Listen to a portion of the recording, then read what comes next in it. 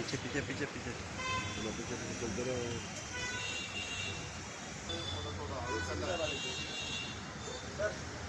उनको बिठाइए और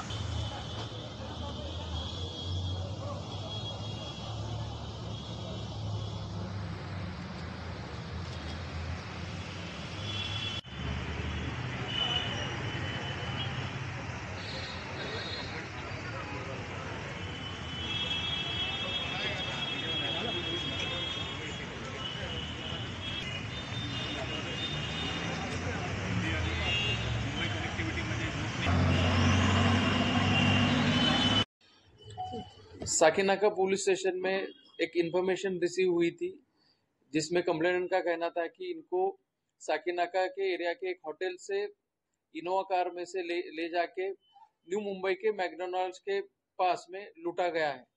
इनसे प्रॉमिस किया गया था कि आपको एयरपोर्ट पे ड्रॉप करेंगे और इमिग्रेशन ऑफिसर को बता के उनके द्वारा आपको फॉरेन में ले जाने की अरेंजमेंट की जाएगी। इसमें हमने एक ऑफेंस दाखिल किया और इस ऑफेंस के इन्वेस्टिगेशन में अब तक हम 8 एक्यूज को अरेस्ट कर चुके हैं, जिसमें से 3 ट्रैवल एजेंट है, बाकी 5 जो है ट्रैवल एजेंट के लिए काम करने वाले लोग हैं।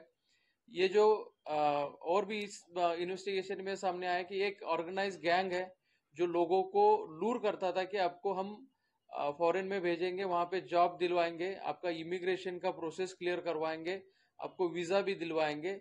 ये सब बताने के बाद टारगेट के पास कितने डॉलर्स है, कितना पैसा है और कितना पैसा वो ले जा सकता है, इसकी ये इंश्योर किया जाता था। ये सब इंश्योर करने के बाद इनको एयरपोर्ट के आसपास का होटल बुक करने के लिए कहा जाता था और ये होटल बुक होने के बाद हम आपको आज शाम में रिसीव करेंगे, हमारी गाड़ी आएगी, लोग आएंगे, वही लोग आपको इमिग्रेशन ऑफिसर के पास लेके जाएंगे और आपका इमिग्रेशन का प्रोसेस क्लियर करवा के आपको फॉरेन भेजा जाएगा, ये बताया जाता था। इस केस में कंप्लेनेंट को इसी तरह से होटल से रिसीव किया गया है किनोवा में। इसको कोलंबोली के मैकडोनाल्ड्स के पास लेके गए पूरा ग्रुप। वहां पे उनको बोला गया कि आपको कुछ देर वेट करना पड़ेगा, इमिग्रेशन ऑफिसर आ रहे हैं।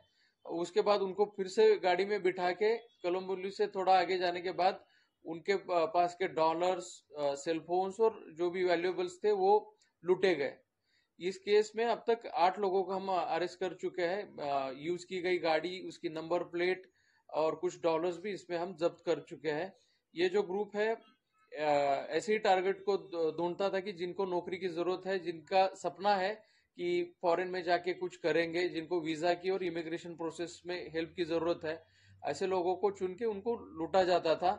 इस केस में अब तक ये केस और 2 केसेस वारदात की इंफॉर्मेशन हमें एक्यूज के इंट्रोगेशन में मिली है। ये बताया कि किन देशों में भेजने का लालच दिया जाता था या उनको आश्वासन दिया जाता था और किस तरह से मोटो विक्टिम्स को जो है वो यूएस, ऑस्ट्रेलिया, कनाडा, इन देशों में यानी कि यूरोपियन कंट्रीज में भेजने का आश्वासन दिया जाता था। सर, टारगेटेड कस्टमर कहाँ से खोजते थे? क्योंकि कस्टमर खोजना जो वो शख्स जो डॉलर पे करे, कि जॉब खोजने वाला हर आदमी डॉलर पे कर पाए लाखों में, ये आसान नहीं होता।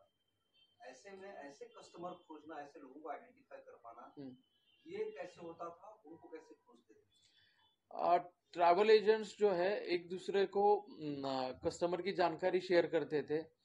जानकारी मिलने के बाद एक जो ट्रैवल एजेंट है जो हमने लुधियाना से अरेस्ट किया है, वो खुद बात करता था टारगेट से और उसकी फाइनेंशियल एबिलिटी क्या है इसकी जानकारी प्राप्त की जाती थी।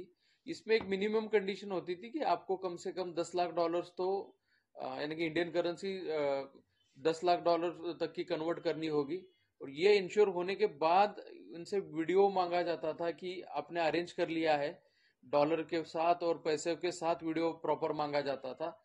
फिर जब ये इंश्योर होता था कि पैसे आ चुके हैं तब इसको एग्जीक्यूट किया जाता था। जैसे कि आप बता रहे कि लुधियाना यानी पंजाब में या दिल्ली का भी आपने जिक्र किया कि वहाँ के ट्रैवल एजेंट टारगेटेड कस्टमर पूछते थे, तो फिर मुंबई के एजेंट के पास कांटेक्ट करके क्यों भेजते थे?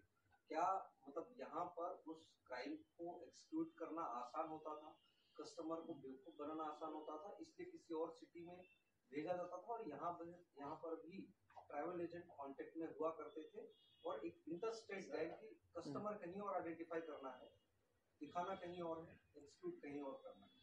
इस केस में यही सामने आ चुका है कि अगर कस्टमर दिल्ली वगैरह नॉर्थ इंडिया के एरिया के रहेंगे और दूर जाके अगर इसको लूट को एग्जीक्यूट किया जाता है तो उनको लोकल सपोर्ट नहीं मिलेगा, वो कहीं कंप्लेंट नहीं कर पाएंगे और आसानी से ये जो वारदात है वो दब जाएगी।